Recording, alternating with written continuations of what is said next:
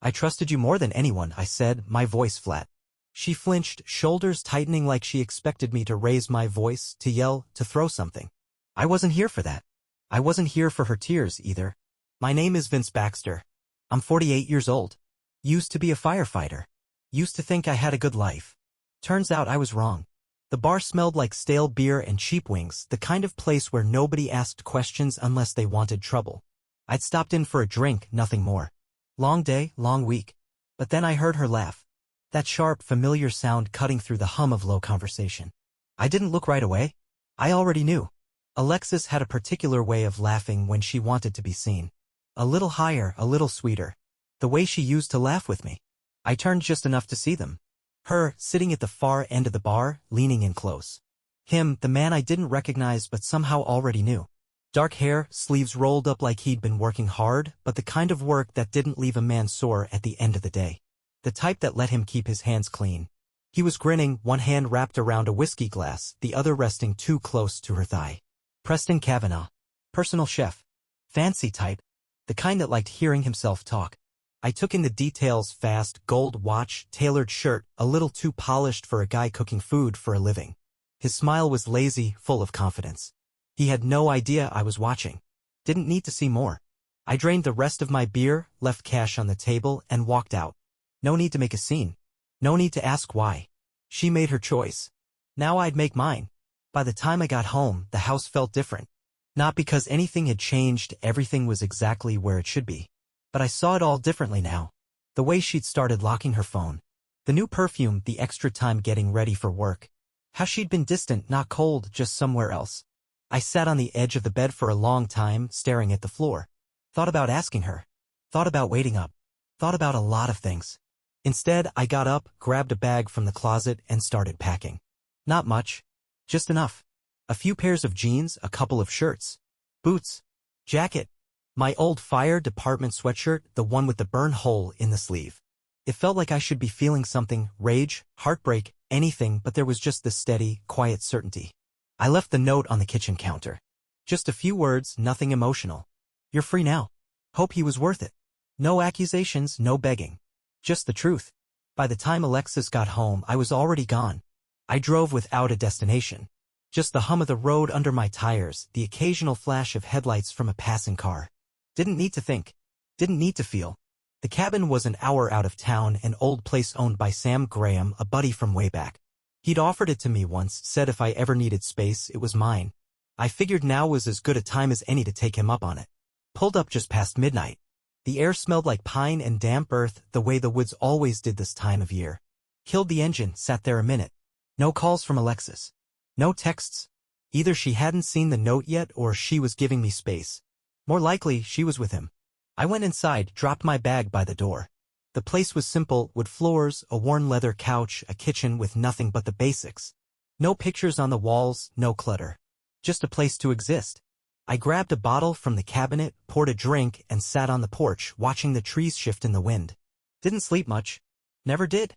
I was up before sunrise, made coffee the way I liked it, black, strong enough to keep a man awake through a night shift.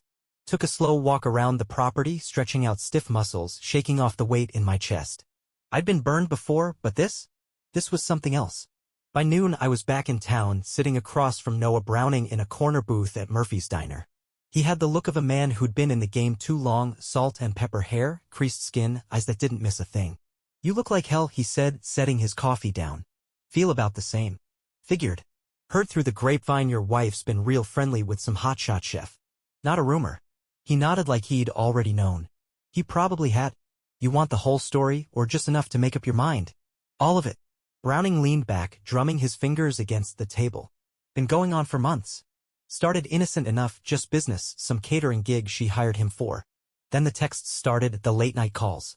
Next thing you know, she's meeting him at that boutique hotel off Main. Twice a week, sometimes more. I didn't react. Just took it in. You sure you want to hear this? He asked, watching me. I wouldn't be here if I wasn't. Browning slid a folder across the table. Paper trails in there. Hotel receipts, credit card statements. Photos if you need 'em. I didn't pick it up right away. Just let my hands rest on the table, steady. What else? Cavanaugh's a smooth talker. but he's got a habit of running his mouth. Likes to impress, especially women. Seems like he's got his sights set on more than just your wife. Word is, he's been sniffing around for investors, some high-end restaurant deal. Real slick setup. Gets women to fund his ambitions, then moves on when the well runs dry.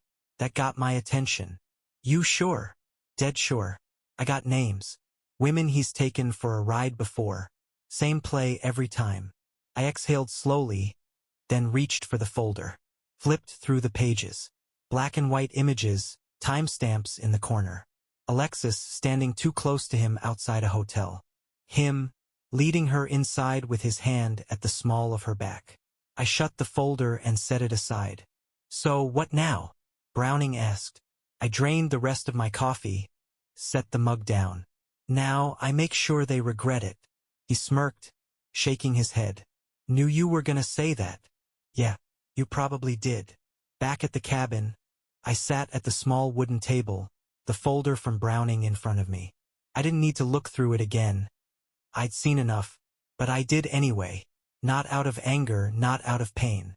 Just to make sure I understood exactly what I was dealing with. Alexis wasn't just cheating. She was funding the bastard.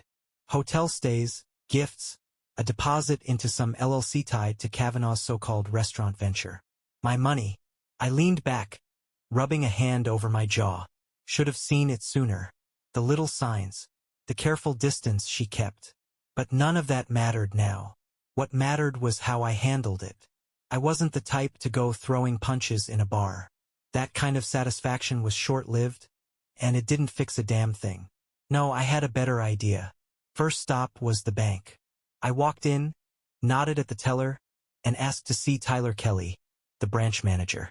Knew him from way back. One of those guys who didn't like to stick his neck out but would if the right pressure was applied. When I sat down in his office, he leaned forward, already looking concerned. Vince, he said, voice low. What's going on? I slid the folder across his desk. Flipped to the page with the unauthorized transfers. I need to freeze any joint accounts. Effective immediately. Tyler adjusted his glasses, scanning the documents. His expression shifted as he flipped through. Jesus, this is... He caught himself, cleared his throat. You sure you want to do this without telling her first? Yeah, I'm sure. He nodded, clicking through something on his computer. Done. But Vince, this is gonna cause a mess. Already is a mess, I said, standing. Just cleaning up my side of it. From the bank, I made a few more stops. Called in a couple of favors. By the end of the afternoon, Alexis wouldn't have access to a single cent of my money. That night, she called. I let it ring. The next morning, she showed up at the cabin. I heard her car pull up, the crunch of tires on gravel. Didn't rush to the door. Just kept working. Hands deep in the engine of Sam's old truck, grease under my nails, the scent of oil thick in the air. Vince, she said, stepping out of the car. I wiped my hands on a rag, turned to face her. She looked good. She always did. Hair perfect, makeup done just enough to look effortless. But her eyes were sharp. She wasn't here to cry. She was here to negotiate. You froze the accounts. Yeah. She let out a slow breath, crossed her arms. You didn't have to do that. I didn't respond, just watched her. I was going to tell you, she added. I let out a dry laugh, shook my head. You were never gonna tell me. Her lips pressed into a thin line. This doesn't have to be ugly. I nodded. You're right. It doesn't. Silence stretched between us. Finally, she sighed. I made a mistake. I tossed the rag onto the hood of the truck. No, Alexis. A mistake is forgetting to pick up the dry cleaning. This was a choice. Something flickered across her face. For a second, just a second, I thought I saw regret. But then it was gone, replaced by something else. Calculation.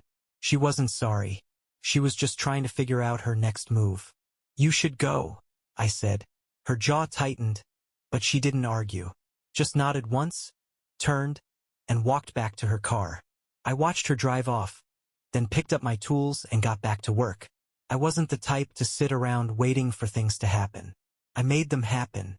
The bank accounts were locked. But that was just the start. Kavanaugh thought he was clever, thought he had it all figured out. He didn't know me. I spent the next few days tightening the noose. A few calls to the right people, old friends, business contacts, men who had seen their fair share of dirtbags like Kavanaugh. It didn't take much digging to confirm what Browning had told me. The bastard had a history. Women he charmed, used, then left behind when the money ran out. The pattern was always the same: flattery, promises, then quiet withdrawals from their accounts. By the time they caught on, he was gone. Not this time. I made sure his investors, real ones, not the ones he sweet-talked into bankrolling his lifestyle, got a detailed breakdown of his financial dealings. The kind of information that made people nervous. The kind that shut doors. Then I set the final piece in motion. I found Kavanaugh at the golf course. One of those high-end places where men in crisp polos pretended to work while sipping cocktails. He was mid-swing when I approached, calm, steady. I wasn't here to fight. I was here to make sure he understood exactly how bad he had screwed up. He spotted me as he lined up his next shot. His expression barely changed, but I saw the flicker of recognition, the calculation. He already knew I was Alexis's husband. He just didn't know why I was standing in front of him. "Vince Baxter," I said, watching as he set down his club. "Mr. Baxter," he said smoothly, offering a hand like we were old friends. I was wondering when we'd have this little chat. I ignored the handshake. "You and I both know what's coming," I said. "So let's not waste time." He smiled, the easy kind, like this was all just an inconvenience. "I get it. You're upset. But let's be honest here, your wife wasn't exactly kicking and screaming, was she?" I didn't take the bait. He wanted a reaction. He wasn't getting one. "That restaurant deal of yours," I said, voice calm, almost casual. "It's done." That made the smile slip just a fraction. "I don't know what you're talking about." "Sure you do. Your investors pulled out this morning." "Your vendors?" "They're reconsidering their contracts." "And your bank?"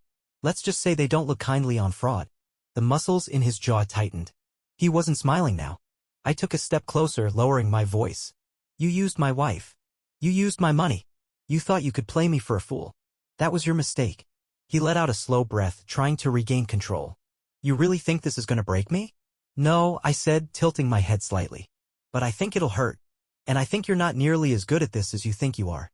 He stared at me, weighing his options. I could see it, the way his mind worked, the gears turning. He was looking for a way out. A way to flip the situation. But there wasn't one. "You stay away from her," I added, voice steady.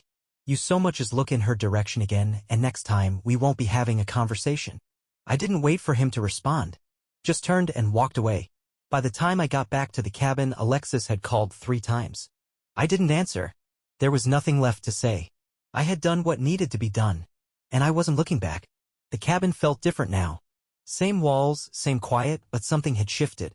Maybe it was just me. Maybe it was knowing that the worst was behind me and that I hadn't let it break me. I spent the next few days working, the kind of work that kept my hands busy and my mind clear. Fixed the back steps, sanded down the old porch railing, replaced a leaky pipe under the sink. The kind of things I'd been meaning to do anyway, but now they felt necessary. A way to set things right, to build something solid while the rest of my life settled into place. Sam stopped by on the 3rd evening, carrying a 6-pack and a bag of takeout from Murphy's Diner. He didn't ask if I wanted company. He just set the bag on the table, cracked open a beer, and sat down. "Town's talking," he said after a while. "They always do." He smirked. "Yeah, but this time they're on your side." I took a drink, waited. "Word is, Kavanaugh's packing up. Lost his funding, restaurant deal's dead in the water. Couple of his former investors are looking for him, and let's just say they ain't happy." Didn't surprise me. Men like Kavanaugh weren't built for lasting success. They fed off people, used them up, then moved on. Except this time, there was nowhere left to move. "And Alexis?" I asked, keeping my voice even. Sam exhaled, shaking his head. "She's not handling it well. People know, Vince. You might have kept quiet, but the town isn't. She's getting frozen out, ladies at the club, friends she thought were loyal. That perfect little world she built? It's cracking." I nodded. It wasn't satisfaction I felt. It wasn't pity either. Just a quiet acceptance. Choices had consequences. Sam studied me for a moment. "What's next?" I shrugged. "Not sure. Just taking it a day at a time." He nodded, like that was the right answer. "Good." We ate in silence, the way men do when there's nothing left to say. The next morning, I drove into town early, stopping by the hardware store for supplies. Ran into Grace Walker on the way out carrying a bag of feed for the small farm she ran on the outskirts of town. Vince, she said, shifting the bag in her arms. I nodded. Need a hand with that? She hesitated for half a second before handing it over. Appreciate it. We walked to her truck, neither of us in a hurry. Grace was like me, quiet, self-sufficient, not one for unnecessary words. She'd lost her husband a few years back, cancer.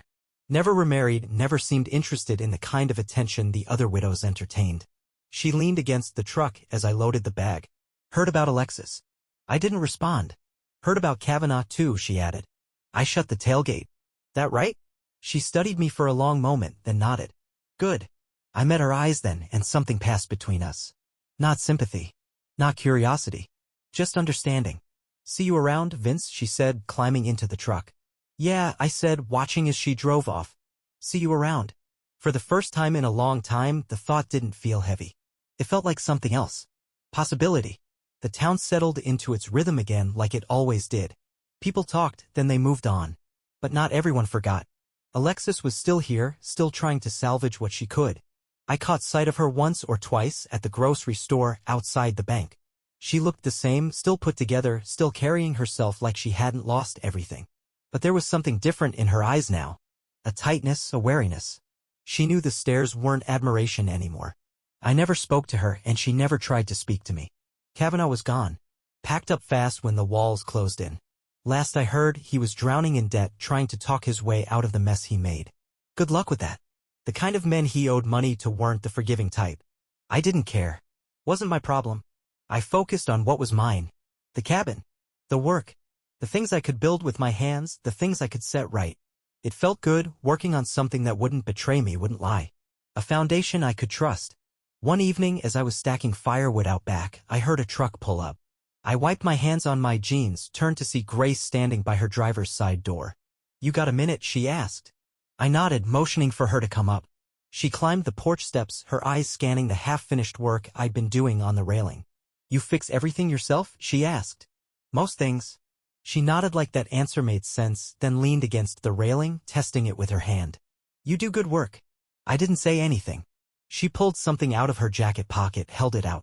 A small tin. Brought you something. I took it, flipped the lid open. Homemade biscuits.